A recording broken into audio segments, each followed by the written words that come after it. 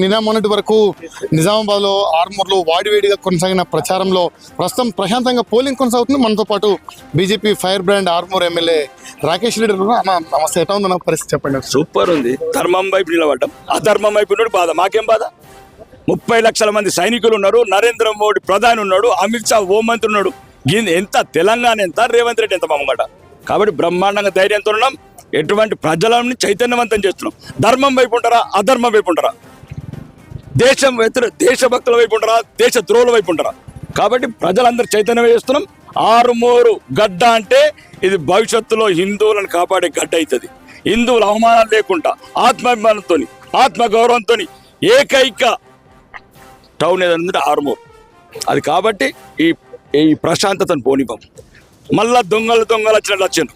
మళ్ళా 5 ఏళ్ల కింద అక్రమణలు, కబ్జాలు, ఇదే పెరిగిన సగం కబ్జాలు. ఒకవైపు ఈ బాధ, ఒకవైపు 3 వార్డులు మైనార్టీలు. ఇంకా మమ్మల్ని బతకనియరు. అది బతకనిదా ఆరుమూరు నిలుచుకోవాలి. 3 వార్డులకు అప్పే చెప్పినాం. ఇంకా 3 వార్డులు అయిపోతే బతుకు దుర్భరమలం అవుతుంది. అన్న మోడతాడు చక్రం పిల్లల ప్లాట్లు కొనుక్కోండి, ఉడన భూములు ఉన్నోడు, ఇండ్లు ఉన్న వాళ్ళకి ఇచ్చేది తురుకోలకు. అటువంటి చక్రం పిల్లలు నిచ్చిపోయిన అడిలలో ఉన్నరి 3 వార్డులు అయితే లేరు. ఇప్పుడు 20 లేరు, 22 లేరు, ఆడలేరు. అది చూడిపోయి ఇప్పటిదాకా గొడవ. ఒక హిందువులను రాణిస్తలేరు.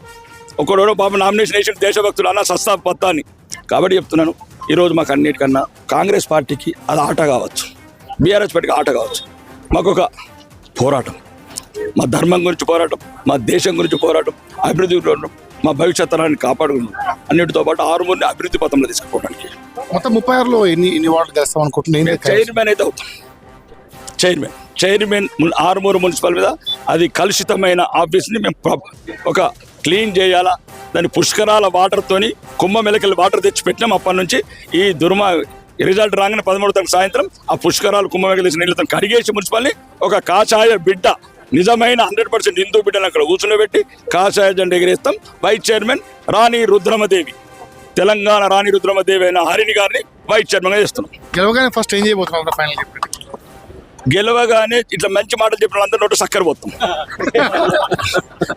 మంచి మాటలు చెప్పిన వాళ్ళందరూ నోటు చక్కెర పోతాం.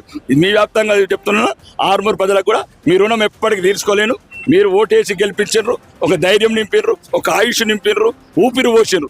ఈ నేల మీద ఒక బానిసత్వాన్ని తీసేసి స్వేచ్ఛనిచ్చిన అప్పుడు బ్రిటిష్ వాళ్ళ నుంచి ఎట్లయితే బానిస సంఖ్యలు తెప్పానో పాండులు ఆండులు అందరు నిలగొట్టేసి ఇక్కడ ధర్మాన్ని నిలబెట్టారు. రైట్. మొత్తానికైతే ధర్మానికి అధర్మానికి జరుగుతున్న యుద్ధంలో ఖచ్చితంగా తుదికి తమదే విజయం అని తన ధీమాను వ్యక్తం చేస్తున్నారు ఆర్మూర్ ఎమ్మెల్యే రాకేష్ రెడ్డి. ఇది ఇక్కడ తాజా పరిస్థితి. జిల్లాకు సంబంధించిన మున్సిపల్ ఎన్నికల సమాచారాన్ని ఎప్పటికప్పుడు మీకు అంత చూస్తుండే మీ J6 TV వార్తాగది నిజం.